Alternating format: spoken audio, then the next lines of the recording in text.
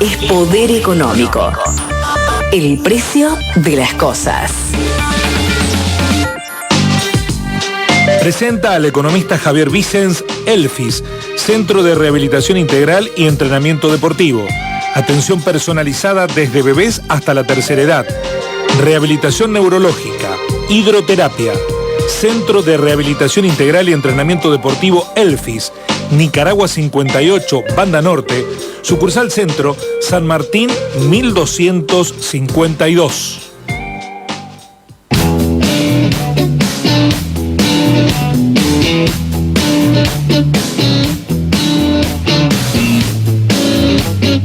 Trabajo a destajo, como el que tienen los economistas en tiempos libertarios. Javier Vicens, buen día, ¿cómo le va? Resumen de la semana para el analista económico y financiero de la mañana de la radio que se escucha. ¿Cómo está, Javier?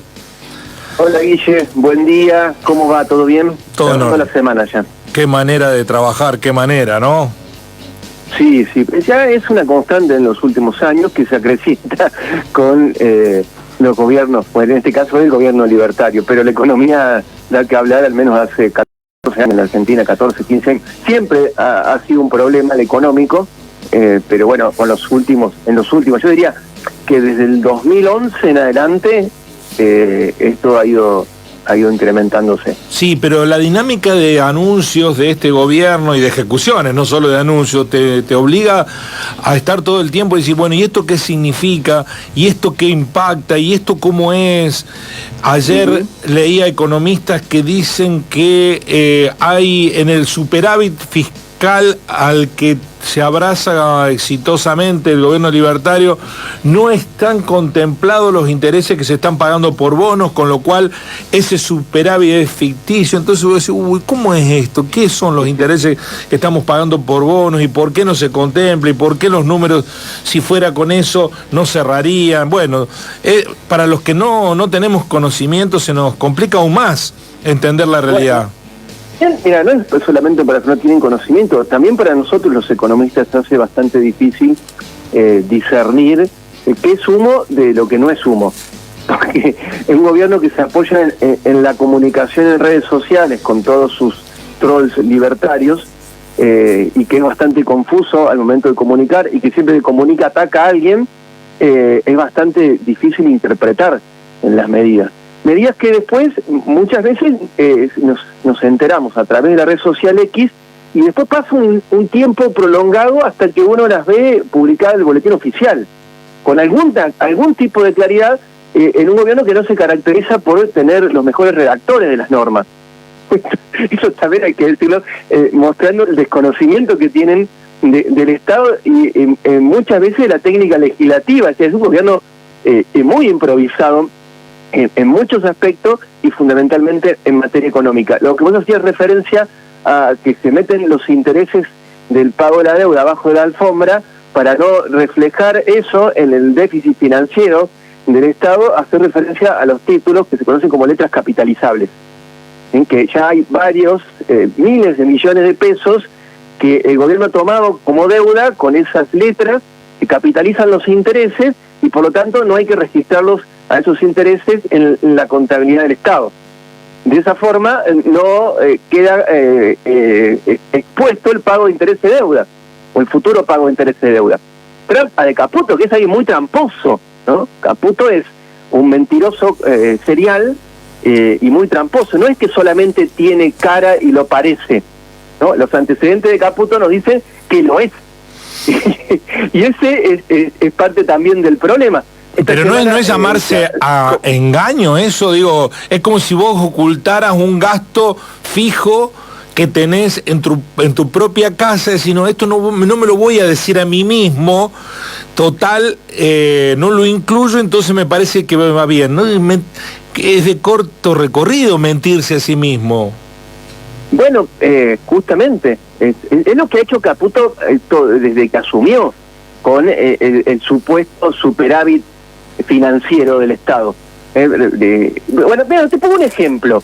No sé si en medio de la corrida que tuvimos en junio contra el peso, que el gobierno salió a decir que, eso lo hizo, intervino en los mercados paralelos del dólar, en ese momento salió un comunicado que al principio pasó desapercibido porque había que entenderlo, a qué estaba haciendo referencia. El comunicado decía que iba a depositar en Nueva York los intereses del pago de deuda del enero del 2025. De esa forma le daba tranquilidad a los acreedores, que están muy intranquilos, aún hoy siguen los acreedores muy intranquilos respecto a la capacidad de pago de la deuda en moneda extranjera de la Argentina. De esa forma les daba tranquilidad de que Argentina iba a pagar la deuda. Bueno, no giró todavía los dólares. En Nueva York no están los dólares que prometió que iba a girar para pagar los intereses de deuda en 2025. Eso lo hizo por un comunicado casi informal, lo hizo para parar la corrida, ¿no? Entre todas las cosas que hizo para parar la corrida, pero no cumplió. O sea, Caputo no tiene palabra. Por eso hoy parece que no importa, ¿no? En un plan económico que no tiene al menos la confianza extendida que debería tener y que está siendo aguantado por la gente, básicamente eso, aguantado por la gente. De eso hoy vamos a hablar un poquito. Lo escuchamos. Bueno, en esto de las promesas que después no se cumplen y de la comunicación errante del gobierno, bueno, ¿qué hemos tenido esta semana? Hemos tenido el presidente sanguíneo, yo digo así porque es un presidente intempestivo en sus declaraciones, que aún no vetó la ley de movilidad jubilatoria. No tiene 10 días hábiles para hacerlo, corre el tiempo, ya si no me falla la cuenta está en la mitad de estos días hábiles, pero no ha vetado. Se habla de un veto parcial de esta ley de movilatoria, que en palabras del presidente insumiría en el futuro el 68% del Producto Bruto Interno, en esto de tirar números, de tirar fruta, que es lo que caracteriza a Javier Milei de sus apariciones en los medios nacionales cuando era un desconocido. Se dice también que habrá un veto parcial, que dejaría la actualización por IPC de la jubilación, es decir, la actualización por inflación. Eso es un poco lo que avisó Caputo y lo que también dijo la semana pasada Giordano, el ex ministro de Finanzas de la provincia de Córdoba, actual titular del Liberal. Le dijo, te estamos ayudando.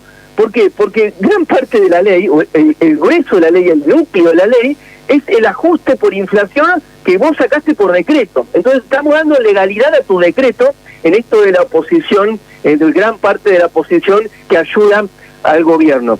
En medio de todo esto, ¿qué hizo Milei? Hoy convocó, después de mucho tiempo, convocó a legisladores de la oposición y algunos propios a la Casa Rosada para tratar de conciliar y evitar la afirmación de la ley en diputados. Si el presidente la veta, bueno, tiene que volver a diputados y a senadores y ahí se tiene que reafirmar la ley en contra del veto. Y ahí va el PRO, ¿no? Que votó a favor de la fórmula en el Senado, pero que ahora, después de lo que dijo Macri, que es todo un acting a esta altura y no sabemos qué quiere Macri, no queda claro qué quiere Macri del gobierno, si son negocios, si son cargos dentro del gobierno, ahora parece que el PRO estaría del lado de Milei y el veto sería algo efectivo para el gobierno, es decir, que se caería la ley tal cual está aprobada, ¿no? En un Milei que tiene que recibir a extraños que son propios, porque los propios se le van, ¿no? Ya, no sé, levantás una baldosa y tenés un monobloque libertario en el Congreso. Creo que a esta altura, si no me perdí de la cuenta, ya hay 3 monobloques libertarios, creo que 2 en la Cámara de Diputados y 1 en la Cámara de Senadores, entre esto de pelearse. Mientras tanto, todo esto ocurre, los jubilados soportan y aguantan el ajuste. Lo soportaron de acá a lo que va del año hasta septiembre y parece que lo van a seguir soportando. Me tocó ir la siguiente escena en una farmacia, Guille. Me tocó ver a un jubilado sorprenderse porque la crema dérmica que llevaba siempre no era más cubierta por PAMI, ¿no? Una crema, voy a decir la marca, Hipogloss, que es una crema que utilizan mucho tanto los menores de edad, los infantes, como los jubilados, que pasó a ser de venta libre. Antes, al no ser de venta libre y ser de venta bajo receta, era cubierta por el PAMI y las distintas obras sociales. Este jubilado sorprendido tuvo que resignarse y pagar el valor pleno de la crema verde. Eso es lo que está pasando a su vez con los jubilados, mientras se debate si se les otorga un aumento del 8% que llevaría al poder de compra de las jubilaciones a noviembre del año pasado, antes del ajustazo que han sufrido con el gobierno de Javier Milei. No solamente se les ajustan a los jubilados mediante el salario que cobran, sino también sobre la cobertura de medicamentos, que es una parte considerable del gasto de los jubilados. Con esta estrategia de pasar a venta libre muchos medicamentos, hay que sumarle la estrategia de dejar de cubrir al 100% muchos de los medicamentos que los jubilados llevan, ¿no? Y se sorprenden los jubilados en medio de todo esto. Hay una matriz, se habla de casi 2.000 medicamentos que dejarían de ser cubiertos al 100% por los jubilados. Decisiones del gobierno, porque el gobierno esto, por supuesto, lo calla. Al mismo tiempo, los aumentos en el precio de los medicamentos son exorbitantes. Tenemos medicamentos que, si uno hace el cálculo que sobre la jubilación mínima, cuánto representan en porcentaje, hay algunos medicamentos, una sola cajita, que está representando, ¿no? Por ejemplo, una cajita para la presión arterial está representando el 10% de una jubilación mínima, ¿no? Estamos hablando de esos niveles. Hablando de aumentos, Guille, ¿vos sabés cuáles son los que se vienen? De todo. O te pasa como los jubilados, te vas a sorprender. No, de todo creo que aumenta. Bueno, a partir del lunes, aumentan las naftas, como todos los primeros de mes, ya a esta altura deberíamos tenerlo incorporado, no digo que nos guste, ¿no? Aumentarían las naftas entre 2,5 y 3,5%. Por la vuelta de la actualización del impuesto a los combustibles, que no es total, ¿no? El gobierno, si cumple con lo que dijo, debería aumentar más el combustible. Aumentaría la luz y el gas, otra vez. Y depende de la zona del país y los peajes. El transporte, bueno, ya sabemos por los medios nacionales, donde mucha gente todavía está bancado. El aumento del boleto es en la provincia de Buenos Aires, ¿no? Donde vive 1/3 de la población en Argentina. ¿Saben de qué no se hablan de aumentos todavía? No. Carne.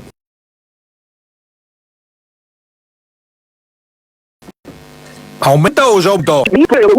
Lo que están relatando los portales especializados en agronegocios, donde los dueños de feedlot se están quejando de la falta de rentabilidad y de la presión en los costos. La carne debería aumentar. ¿Bien? ¿Por qué? Porque el precio, en los últimos meses, cuando no hablamos del precio de la carne, es porque el precio no va acompañando a la inflación. Bueno, ¿qué pasa? La caída del consumo es impresionante. Estamos en el menor nivel de consumo de carne de los últimos 70, 80 años. 44 kilos promedio por habitante, dicen las estadísticas. Si hay un pequeño repunte del consumo, lo que deberíamos ver es un aumento en el precio de la carne. Por ahora eso no pasa, y eso es una buena noticia para el gobierno. ¿Por qué? Porque en la canasta de bienes que mide el INDEC para determinar el IPC, la carne tiene un peso muy importante. Caputo, ¿qué dijo esta semana? Dijo que los precios en septiembre van a bajar. Esto por la estrategia del gobierno antiinflacionaria y porque la disminución del impuesto país del 17,5% al 7,5% para los bienes importados deberían reflejarse en el precio final de muchos bienes. Veremos si eso efectivamente pasa. No habló Caputo del impuesto país que se cobra a los que compran dólares, ¿no? Esto no parece importar en el ahorrista medio argentino que hace unos años atrás se quejaba del cepo al dólar. Eso no parece importar. ¿Por qué no parece importar? Porque parece, Guille, que se está cumpliendo el plan de Caputo en cuanto al deseo de que los argentinos vendan dólares para llegar a fin de mes. y eso le permite al gobierno sostener el esquema económico que tiene como ancla antiinflacionaria el tipo de cambio oficial apoyado en el cepo cambiario. Ahorristas y empresas atrapadas en las regulaciones kirchneristas. Ese es uno de los éxitos del gobierno, que mantiene el dólar a raya, que hay una paz cambiaria, que incluso el dólar blue está bajando y también es un reflejo de la crisis. Pero como dijo alguna vez, y si no estoy equivocado, esta es la persona que lo dijo, Jesús Rodríguez, lo tenés, ministro de Economía de Alfonsín del año 1989, año de la hiperinflación. ¿Qué dijo Jesús Rodríguez? Que gobernar la Argentina es gobernar el dólar. Esa parece ser el leitmotiv de Caputo en estos momentos. Baja la inflación y va a bajar por debajo del 4%. Es probable. Ahora, ¿cómo explicamos, Guillermo, que la inflación baja cuando suben la luz, el gas, suben los medicamentos y sube el combustible? Baja, Guillermo, porque las empresas no pueden trasladar a precio el aumento de los costos. Y esta es la piedra angular del gobierno. Es decir, la inflación baja porque el Producto Bruto Interno cae, porque cae la actividad económica, porque cae la demanda agregada. El gobierno ahora también sumó una nueva estrategia que veremos cómo impacta en la industria, que es una de las grandes perjudicadas junto con la construcción y el consumo privado en esta estrategia del gobierno de bajar la inflación con una brutal recesión. ¿Qué anunció ayer, entre tantas cosas que anuncia de manera casi informal? La apertura de las importaciones para el acero, ¿no? Le está pagando a Techin, la gran empresa proveedora de acero en la Argentina, con su propia moneda. ¿Qué hizo Techin? Bueno, ahora dejó de ser libertaria. ¿Por qué? Porque ingresaría acero a la Argentina a menor costo del que lo producen las empresas en Argentina. Sacó un comunicado diciendo que está en riesgo la seguridad de las construcciones en Argentina, porque el acero que ingresa a la Argentina, o que va a ingresar a la Argentina, es de mala calidad. Bueno, parece que Paolo Roca y compañía no les gusta tanto el libertarismo cuando tocan sus intereses. Vladimir Werning, esta semana, si no sé si lo tienen, vicepresidente del Banco Central, fue noticia. Fue noticia, ¿por qué? Porque ante inversores extranjeros compartió un gráfico donde mostró o dio a entender que el cepo cambiario se levantaría recién en el año 2027. ¿No? El gobierno libertario, que vino a dar libertad a los argentinos, sigue necesitando de las regulaciones kirchneristas para evitar que el dólar se le vaya por las nubes. También Werning, el vicepresidente del Central, en esa exposición ante inversores extranjeros, mostró un cuadro donde había distintos indicadores de actividad económica del mes de julio, en el que evidenciaba o decía que el IVA se había recuperado en julio, que los patentamientos de autos y motos habían aumentado, todo esto a pesar de los despidos que hay en la industria automotriz. En Córdoba esta semana tuvimos la noticia de que una importante autopartista, proveedora de la Fiat y otras empresas, despidió 500 trabajadores en nuestra provincia. Dice Werning en ese gráfico que la demanda eléctrica ha aumentado durante el mes de julio, que los despachos de cementos fueron mayores y que la producción de gas y petróleo también se incrementó en julio. A partir de esto, de estos datos de julio, Werning, compañía y los tuiteros del gobierno, circuló en redes sociales este cuadro, dicen que lo peor de la economía ya pasó. Ahora, en ese cuadro, se olvidan, en ese cuadro, que dio a conocer Werning y compañía, hacen la comparación de julio contra junio. Junio, que fue un mes horrible y que los libertarios salieron a decir que fue un mes horrible en términos de actividad económica porque hubo muchos feriados, ¿no? En este uso de la estadística raro que hacen todos los miembros del gobierno y partidarios de Javier Milei. A ver, ¿qué le está faltando a este gráfico que compartieron para decir que la economía se está recuperando? Le falta el consumo, que es la variable clave del Producto Bruto en Argentina, variable clave de la demanda agregada. El consumo, que está ligado a los ingresos. de los argentinos, a los ingresos de los trabajadores y a los ingresos de los jubilados, que no logra recuperar las fuertes caídas que tuvieron sus ingresos en el primer trimestre del año. Ah, claro, Javier Milei dice que no se va a meter con los ingresos porque eso hay que dejárselo librado al mercado. Ahí sí Javier Milei es libertario, cuando de discutir salarios se trata, salarios y jubilaciones. Caputo, a partir de este gráfico, que muestra poco y que sirve poco de evidencia para asegurar que la economía se está recuperando, dijo que la economía crece, pero que no se siente en la calle, ¿no? En esta sensación de recesión que estás teniendo vos, que estoy teniendo yo, que está teniendo los comerciantes y los industriales y los trabajadores y los jubilados que nos están escuchando, ¿no? Es algo psicológico que nos está pasando porque estamos atrapados todos en los 100 años de populismo que ha habido en Argentina y todavía no alcanzamos a reconocer las mieles de la libertad. Un bienestar que, según este gráfico, ya va a llegar, ya va a llegar y va a llegar de la mano de la apreciación cambiaria, algo parecido a lo que nos prometieron los años 90 y no cumplieron, pero esta vez se va a dar. Mientras tanto, hay que seguir aguantando, ¿no? Aguantan los trabajadores inocentes que siguen creyendo en el rumbo del gobierno y que no puede llegar a fin de mes. Aguantan los trabajadores que se han quedado sin trabajo y están buscándolo en la cola del paro, como dicen los españoles, inocentemente creen que ya va